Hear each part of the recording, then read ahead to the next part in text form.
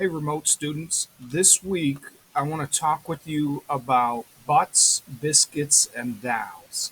If you watched the Nearpod already, this will kind of go hand in hand with that, but I thought I would do a little chapter work through with you. And so I'm looking at the PDF of Chapter 8, Butts, Biscuits, and Dowels. Same thing I linked in your Google Classroom.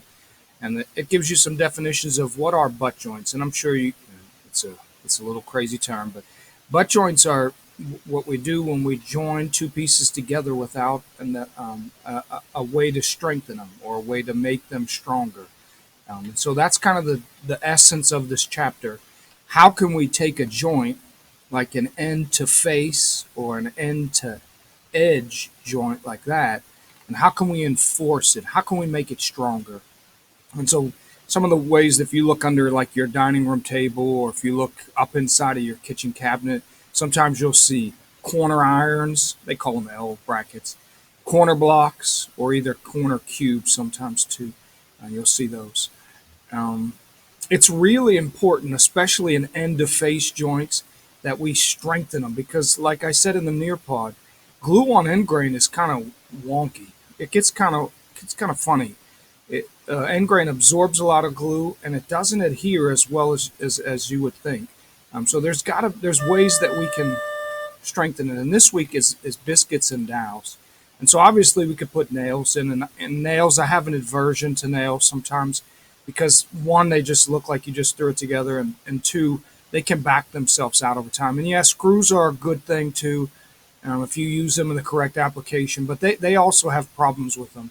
And so the nice thing about biscuits and the nice thing about dowels is we can make them blind. And there's that key word right there. They can be blind. And what that means is we can set them inside, and you'll see it when you do a research project on biscuits, because that's what this week's research project is. We could set them in blind where nobody sees that they're in there, and they'll give us the strength. They'll hide the fact that we have nails in there. They'll hide the fact that we have screws in there.